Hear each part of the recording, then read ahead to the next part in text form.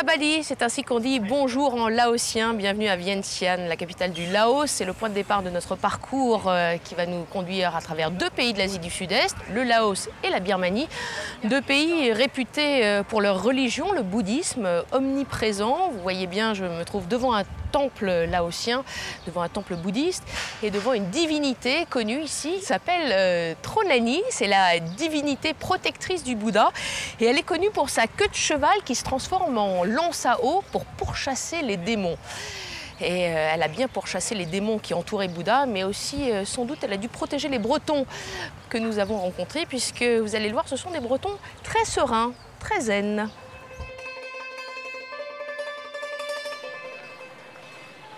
C'est ici, à Vientiane, que commence donc notre périple.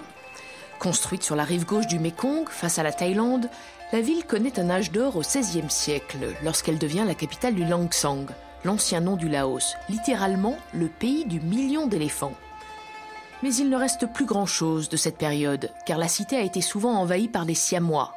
Ainsi, leur dernier raid dévastateur de 1828 ne laissa qu'un seul temple debout, le Wat Sisaket. Construit en 1818, il est aujourd'hui le monument le plus ancien de Vientiane.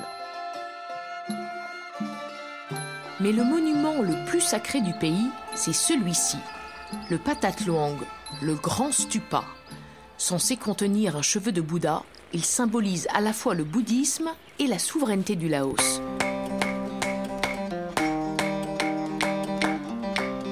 Autre édifice national, le Patuksai, la porte de la victoire, un arc de triomphe qui ressemble à celui de l'étoile. Et d'ailleurs, à ses pieds, voici l'équivalent des Champs-Élysées, l'avenue Langsang, qui mène tout droit au palais présidentiel. Toujours communiste depuis la prise de pouvoir du Pathet Lao en 1975, le pays dépend beaucoup de l'aide internationale, notamment chinoise, mais il évolue. Grâce à une libéralisation du régime entamée dans les années 90, l'économie est aujourd'hui en pleine expansion, avec un taux de croissance aux alentours de 8%, porté par les mines et les barrages. Les chantiers sont nombreux, de quoi attirer investisseurs et entrepreneurs, comme Laurence Touvenin. Cet ingénieur diplômé des arts et métiers me donne rendez-vous dans un restaurant tenu par un Breton. L'immobilier au Laos explose, ça construit dans tous les sens, ça construit de plus en plus grande et de plus en plus moderne, etc. Au niveau des infrastructures, c'est un pays qui n'avait rien et tout est en train de démarrer en ce moment. Il y a des routes, il y a des ponts, il y a des aéroports, c'est en route. D'un point de vue énergétique, le Laos a des ressources formidables et a décidé de devenir un grand fournisseur d'énergie pour la région. Donc évidemment beaucoup de barrages, certains controversés, d'autres moins, de thermal power plant, des usines thermiques, etc. Et vous intervenez à quel niveau ? Alors moi, j'essaye de faire la promotion de la qualité dans la construction, c'est-à-dire peut-être dépenser un tout petit peu plus au moment de la construction, mais faire des choses qui soient beaucoup plus durables. Ça va un peu à l'inverse du développement de l'Asie du Sud-Est où on essaie de construire le moins cher possible et ça ne marche jamais. Il faut sans cesse réparer, refaire, casser, reconstruire. Donc c'est un peu un modèle de développement, on va dire, à l'occidental. On prend un peu de temps de réfléchir avant de faire les choses. On investit dans des matériaux qui seront peut-être d'un peu meilleure qualité et qui répondent à des standards et qui ne mettent pas en danger la vie des gens. Et au final, c'est mieux pour tout le monde. Il y a évidemment une ouverture du régime. Ce qu'on voit au Laos depuis 10 ans avec l'ouverture aux étrangers, avec l'ouverture au Laos de l'étranger, c'est-à-dire ces Laos qui étaient partis en France, aux États-Unis, au Canada et qui maintenant reviennent dans leur pays, définitivement il y a une ouverture. Et c'est le cas de cette jeune Française aux origines laotiennes. Cette fleuriste tient le Tian Mali avec son breton de mari. Ils ont signé un bail de 18 ans. Pourquoi le Tian Mali ? C'est mon prénom laotien, mon second prénom. On ne dirait pas comme ça, mais vous êtes d'origine laotienne. Carteronne. Mon papa est métis laotien. Et Tian Mali, donc mon second prénom, qui veut dire fleur du lundi. Fleur du lundi, et pourquoi ? Parce que je suis née un lundi. Voilà. Ça fait combien de temps maintenant ? Ça fait 1 an, je crois que vous êtes même pas 1 an. Vous êtes là ? Premier pied au Laos en janvier de l'année dernière. pour des vacances au départ. Et au bout de 3 semaines, on s'est regardé, on s'est dit il y a vraisemblablement quelque chose à faire ici, on s'y sent bien.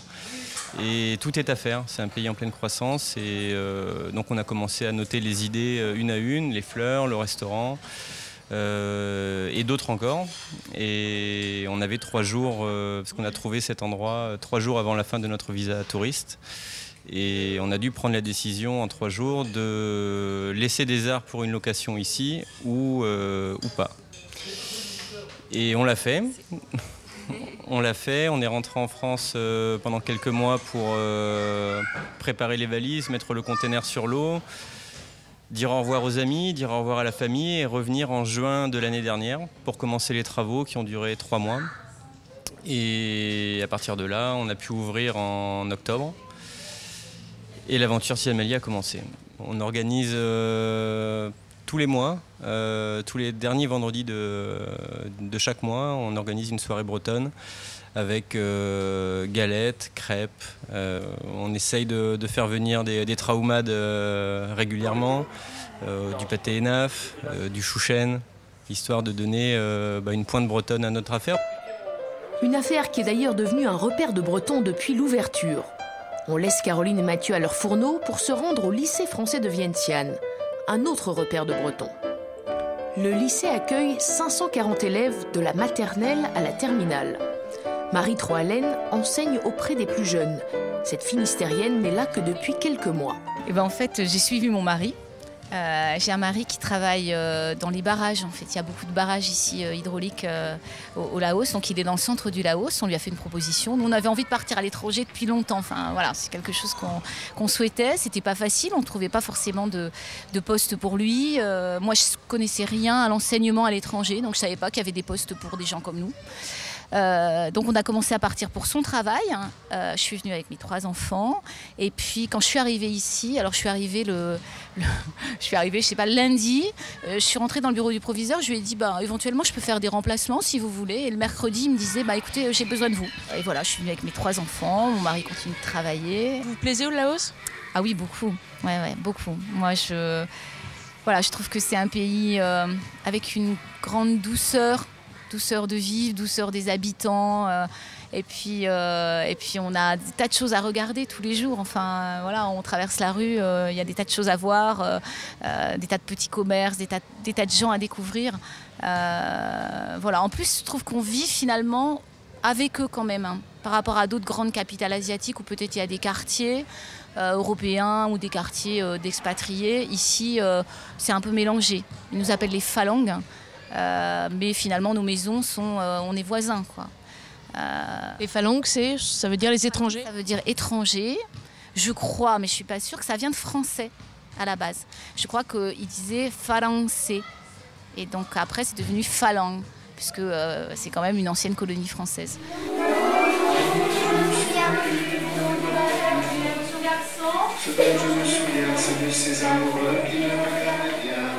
Erwan Gilles s'est lui aussi laissé gagner par la douceur laotienne.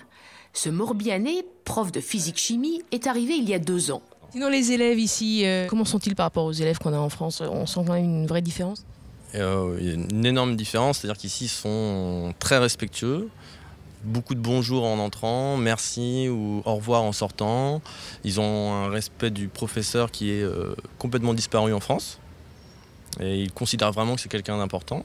Ils sont aussi très intéressés par ce qu'on leur enseigne. Ils savent que c'est une chance de pouvoir venir à l'école et que c'est pas quelque chose de contraignant. Quand on les voit arriver le matin, je ne sais pas si vous avez vu leur arrivée à 8h, ils sont contents de venir, ils prennent plaisir, ils ressortent, ils sont contents d'être venus, ils ont appris des choses et c'est vraiment complètement différent à ce niveau-là. Vous avez une classe avec beaucoup de Laotiens d'origine, j'ai l'impression. Effectivement, oui, mais globalement dans le lycée, il y a à peu près entre 60-70% de Lao. Il y a certaines personnes qui viennent de France, qui sont des Lao qui ont émigré en France et qui reviennent habiter dans leur pays d'origine.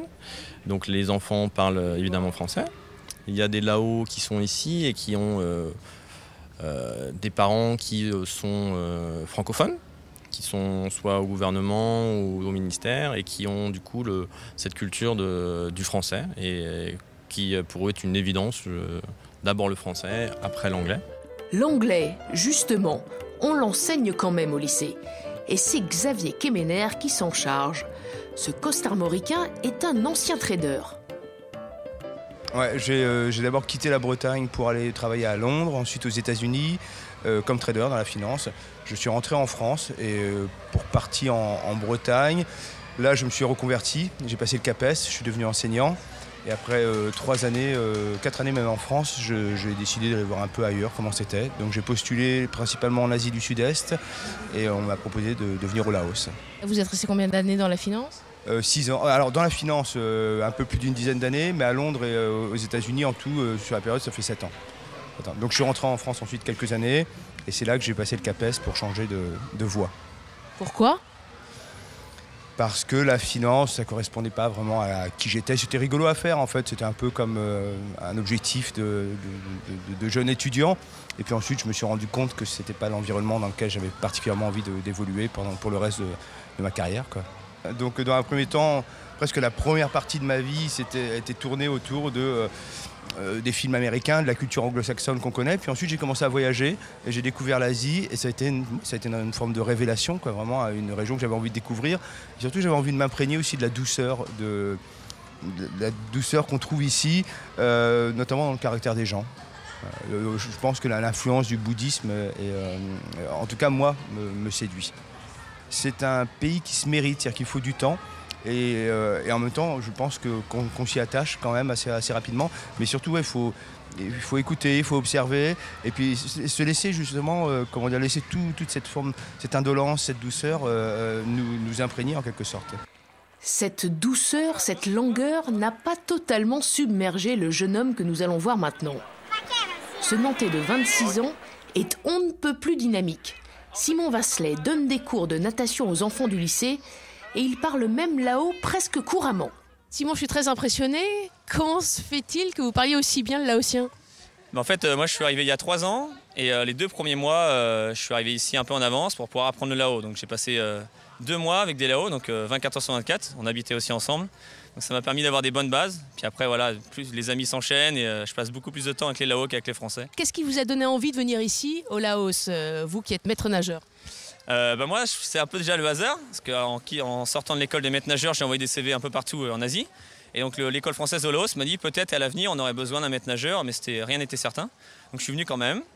J'ai fait mes 2 mois donc, avec les Lao et ensuite j'ai eu quelques heures qui se sont enchaînées avec beaucoup plus d'heures. Et après, j'ai monté mon club de natation l'année dernière. Et en l'occurrence, vous entraînez les jeunes du lycée français et ils gagnent en plus des compétitions. Et oui, on vient, donc la semaine dernière, on était au 2e championnat d'Asie de natation à Shanghai. Donc on a gagné 5 médailles d'or. Donc pour un petit lycée comme nous, on n'a pas de piscine au sein du lycée, mais ils se sont bien entraînés, donc je suis assez fier d'eux. Donc qu'ils continuent comme ça, c'est bien. Il y a aussi des Laotiens parmi eux ? Ouais, sur l'équipe, donc j'ai 11 nageurs et j'ai 3 Laotiens. Bravo, parce que c'est vrai que l'Asie a une mauvaise réputation en termes de natation. Les Asiatiques ne sont pas forcément des très bons nageurs. Ouais, c'est sûr, c'est pas le continent qui est le plus représenté dans le milieu de la natation, mais maintenant il y a quelques pays qui commencent à sortir du lot. Je sais que les Coréens ont quelques nageurs, les Chinois aussi, donc ça va venir. Peut-être bientôt les Laotiens, parce qu'il y a une grande première qui s'est passée il y a quelques jours, racontez-nous. Et oui, donc tout à fait. Donc ça fait 1 an et demi en fait, j'ai fait un rapport avec l'UNICEF sur les noyades, que je me suis rendu compte que les Lao, comme vous dites, ou même les Asiatiques en général, ne savent pas nager. Donc du coup, j'ai travaillé avec l'UNICEF pour faire un rapport qui met donc en explication donc, le nombre de noyades. Et donc après 1 an et demi de travail donc, avec les autorités locales et les ministères, hier j'ai accueilli la première école du Laos qui est venue prendre un cours de natation pendant les heures scolaires. Donc, on est tous très fiers de ce programme. Et ça va être mis en place, donc ça veut dire que les écoles laotiennes petit à petit vont avoir des cours de natation dans leur cursus ? Voilà, tout à fait. Normalement, donc là j'ai eu les autorisations pour les 10 écoles du secteur autour de la piscine. Et donc avec mes collègues maîtres nageurs là-haut, qu'on peut voir, il y en a certains qui sont là-bas, ils viennent m'aider et on enseigne là-haut ensemble. Maintenant, ce que j'aimerais, c'est passer le flambeau aux autres. Donc là, pareil, c'est en progression donc avec les là-haut qui sont là. Et moi maintenant, ce que j'aimerais, c'est aussi voir d'autres personnes dans d'autres pays pour pouvoir progresser. Parce que à part au Laos, j'ai jamais vécu dans d'autres pays et je sortais juste de l'école en venant ici. Donc là, je sens maintenant le besoin d'échanger avec mes semblables maîtres nageurs dans d'autres endroits. Peut-être la Corée du Sud notamment. On quitte Simon et Vientiane, direction Luang Prabang, sans doute l'une des plus belles villes de l'Asie du Sud-Est. La route grimpe et serpente entre les montagnes et les formations calcaires. L'air devient plus frais, grâce aux cascades et aux chutes d'eau. Après les terres des Lao des plaines, voici celles des Lao des montagnes, et plus spécifiquement des Monks, une des 50 ethnies laotiennes spécifiquement montagnardes. Reconnaissable par ses tenues colorées et ses coiffes brodées, cette communauté est connue pour avoir aidé les Français pendant la guerre d'Indochine et les Américains durant la guerre du Vietnam. Après quelques derniers virages, Luang Prabang se découvre enfin. Classée depuis 1995 au patrimoine mondial de l'UNESCO, l'ancienne capitale royale possède un charme intemporel. Ce qui frappe ici, encore plus qu'à Vientiane, c'est l'indolence. Mais on se laisse vite happer par cette atmosphère paisible et sereine. Ici, les moines en robe safran semblent comme glisser dans les rues. Et il ne faut surtout pas manquer la cérémonie du takbat, la procession des bons à l'aube pour collecter les aumônes. Ici, même le marché en plein air paraît presque calme. Une quiétude que l'on doit peut-être au bouddhisme. Pourtant, Luang Prabang en a vécu des tourments.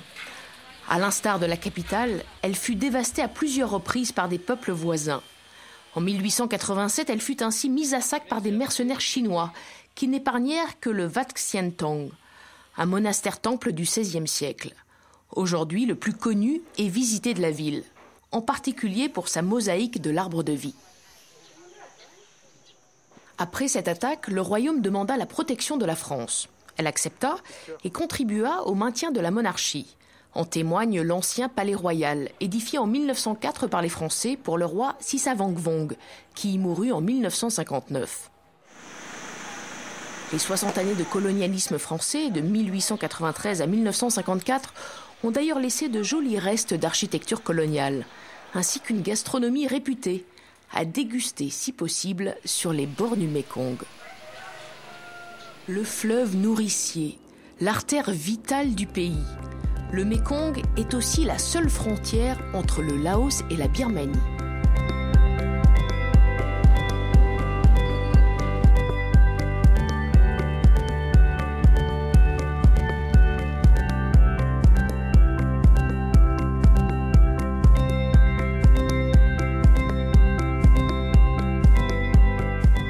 Bienvenue au Myanmar, le pays des hommes forts, selon la nouvelle appellation donnée en 1989 par la junte militaire. Avec quelques 60 millions d'habitants, le pays, indépendant en 1948, est 10 fois plus peuplé que le Laos. Mais il partage des similitudes avec ce voisin qu'il a souvent visité. À commencer par le bouddhisme, omniprésent ici. 90% de la population birmane est pratiquante. Les cérémonies de noviciat se succèdent tous les jours dans les temples. Lors de ces cérémonies, hautes en couleur, de jeunes hommes prennent la robe de moine et permettent ainsi à leur famille de gagner des mérites, autrement dit, d'avoir la chance d'une meilleure réincarnation. Même si les femmes peuvent devenir moines, elles ne sont clairement pas logées à la même enseigne. Et cette discrimination est clairement indiquée dans les temples. Seuls les hommes ont ainsi la possibilité d'approcher le Bouddha et coller des feuilles d'or sur son effigie. Comme ici, dans la pagode Mahamuni, la plus vénérée de Mandalay.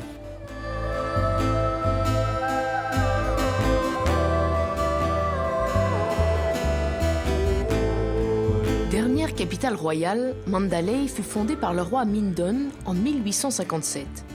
Mais comme pour Luang Prabang, il ne reste plus grand-chose de cette ère, si ce n'est ce temple monastère en teck, à l'origine la résidence du roi. Il reste aussi les douves de la forteresse et ce palais royal, bombardé pendant la Seconde Guerre mondiale et entièrement reconstruit en 1990 grâce au travail forcé.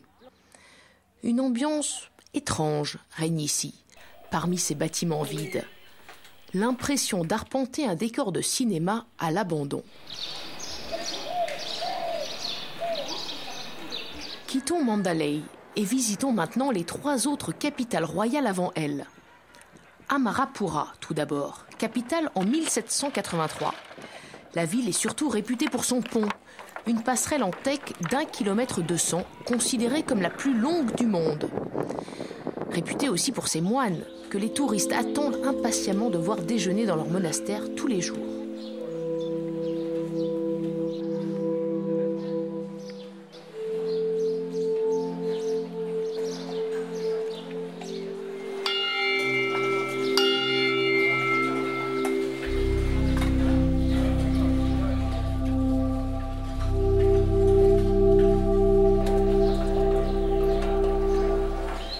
Deuxième capitale royale, Inva. Elle le fut pendant 400 ans. Aujourd'hui, le site est retourné à l'état de nature et ses vestiges se visitent en calèche. Peu d'or ici, des peintures qui s'écaillent, mais beaucoup de charme. Enfin, Sakeng, la plus ancienne des capitales, chef-lieu d'un royaume Shan au XIVe siècle. Située sur une colline, elle offre de jolis points de vue sur des grands stupas blancs et or et sur le fleuve Irrawaddy, littéralement le fleuve des éléphants. Des éléphants. Finalement, il nous aura fallu attendre d'être à Rangoon pour en apercevoir. Et des blancs en plus, les plus sacrés en Asie. Ils ont été trouvés dans la jungle en 2002 et installés ici en signe d'heureux présage selon la junte militaire. Peut-être. Après presque 50 ans de dictature, le pays semble enfin entamer une mutation depuis 2010, avec la mise en place d'un gouvernement quasi civil, en apparence, des élections plus libres et bien sûr la libération du prix Nobel de la paix, la charismatique Aung San Suu Kyi, après des années d'assignation à résidence. Preuve du changement en cours, le siège de son parti, la Ligue nationale pour la démocratie, se visite sans aucun problème. Au contraire, il fait partie du circuit proposé aux touristes. Frénétique, agité, dynamique, voici donc le nouveau visage de Rangoon. Ou plutôt de Yangon, trop chargé des symboles de la colonisation britannique qui dura 120 ans. La ville a changé de nom et n'est plus la capitale depuis 2005, les militaires l'ayant remplacée par la cité nouvelle de Naypyidaw. Il n'en demeure pas moins que Yangon abrite le plus beau, le plus doré des stupas, la pagode Shwedagon. C'est en quelque sorte la Mecque des bouddhistes, car selon la légende, elle contiendrait les reliques de 4 Bouddhas. Comme à la pagode Mahamuni à Mandalay, les cérémonies rituelles sont nombreuses ici aussi, et les costumes étincelants.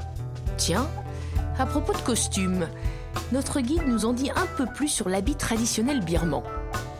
Alors, Birmanie, c'est entre deux pays, l'Inde et Chine, donc on a beaucoup l'influence de la culture chinoise et l'indien. Par exemple, notre chemise Kolmao, ça c'est culture chinoise. Notre longji, le vêtement inférieur, on s'appelle longji. Ça c'est la culture des Indiens, bien sûr. Là. Alors, pour les garçons, le sac c'est important. Disons qu'il y a un petit nœud. Ça veut dire, si on va porter le sac, le nœud devant, ça veut dire qu'il est célibataire, il n'a pas encore trouvé copine. Alors, l'autre côté, si le nœud c'est derrière, par exemple comme ça, il est encore célibataire, mais il a déjà trouvé sa copine. Voilà, s'il n'y a plus de nœud, ça veut dire qu'il est marié. On quitte Miu, son sac et son sarong pour un rendez-vous avec notre dernier breton. Lui aussi en habit traditionnel en quelque sorte. Hervé Flégeau, un ancien commis d'agent de change qui a travaillé 9 ans à la Bourse de Paris. Racontez-nous votre parcours remarquable de la Bourse de Paris à la Birmanie. J'ai commencé comme au début, j'allais à la Bourse, je me souviens, j'allais voir notre patron à la Corbeille, puisque la Corbeille existait à l'époque. Je récupérais les papiers, les ordres de bourse, et puis on était testé sur le tas, en fait. On nous testait si on était capable de travailler, il y avait beaucoup de stress. Le fait que tout cela soit racheté par les assurances, par les banques, c'est là, moi, je suis entré dans un système qui me plaisait moins. J'ai décidé de quitter ce système financier, et j'ai pris une année sabbatique. Et donc, d'où ce voyage en Birmanie. Pourquoi ? Parce que c'était quand même pas le pays le plus accueillant, hein. Alors c'était étonnant, mais je n'avais aucune information sur ce pays. Je ne savais pas que c'était une dictature militaire à l'époque. Je savais que c'était un pays très fermé, mais je ne connaissais pas les raisons. Même le nom Birmanie, je ne savais même pas où il se trouvait, tellement il était peu connu finalement, il y a une vingtaine d'années, une trentaine d'années. Et j'ai rencontré des gens, des voyageurs qui m'ont fait, qui m'ont dit il faut aller. Ils donnent les visas pour la première fois de 27 jours. Et c'est les premiers visas. Donc c'était une vingtaine d'années. Et donc je suis parti à l'ambassade, j'ai pris mon premier visa. On était les 50 premiers visas de 27 jours, 28 jours. Et j'ai pris un avion et je suis arrivé en Birmanie pour la première fois dans des conditions assez incroyables, avec une belle rencontre du peuple birman. Et j'ai rencontré à l'époque une Française qui avait le seul petit restaurant où on avait le droit de manger de la cuisine occidentale, d'écouter de la musique, parce que c'était interdit à l'époque, et de pouvoir boire de l'alcool. Et cette Française, qui était assez extraordinaire, m'a demandé de rester pour l'aider à développer son commerce. Et j'ai pris une décision, ça s'est fait très très vite, de rentrer en France, rentrer à Paris, et soudainement de dire je fais une croix sur la France et je pars en Birmanie. J'ai vendu un appartement à Paris, je suis venu en Birmanie parce que j'ai senti qu'il y avait quelque chose à faire pour le peuple birman à l'époque. Et puis pour moi, bien évidemment. Sinon, vous avez gardé encore des liens avec la Bretagne, votre famille, vous faites des allers-retours quand même en Bretagne? Alors depuis que ma mère est décédée, finalement, c'était il y a 5 ans, j'ai décidé de ne pas retourner en Bretagne. Mais je vais retourner parce que je ne peux pas m'empêcher d'aller faire le Festival interceltique de Lorient et d'aller me faire une tournée annuelle entre le sud de la Bretagne jusqu'à Brest et le nord jusqu'à Roscoff, Saint-Paul-d'Oléon. C'est des régions tellement magnifiques que c'est une drogue. J'ai certainement en moi des fibres celtes à chaque fois, puisque quand j'entends un biniou, il y a les poils qui se dressent. Et j'essaie justement de faire connaître la musique birmane au travers nos expériences scientifique, je dirais, musicale. Et là, j'ai un endroit chez moi, effectivement, que j'ai créé pour créer une scène où je reçois des gens. Et je rêverais de monter une scène bretonne en Birmanie avec les soldats Louis, avec tout le monde, les rockers, les jazzeux bretons. Ce serait un grand bonheur, en tout cas. En attendant, le bonheur pour ce Lorientais musicien, c'est de chanter avec sa propre fille.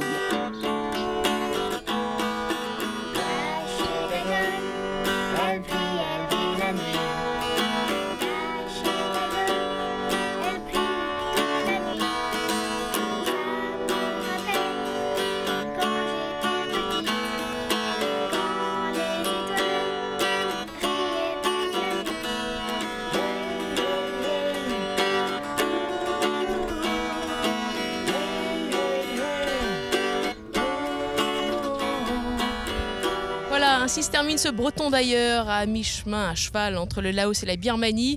Je vous quitte au bord du lac Inya avec Hervé, un lac assez réputé puisque la maison d'Aung San Suu Kyi se trouve juste à proximité. On va essayer d'aller voir si la dame est là aujourd'hui avec Hervé. Et je vous quitte ici et je vous dis tata comme on dit en birman. Tata, au revoir. Allez Hervé, on y va.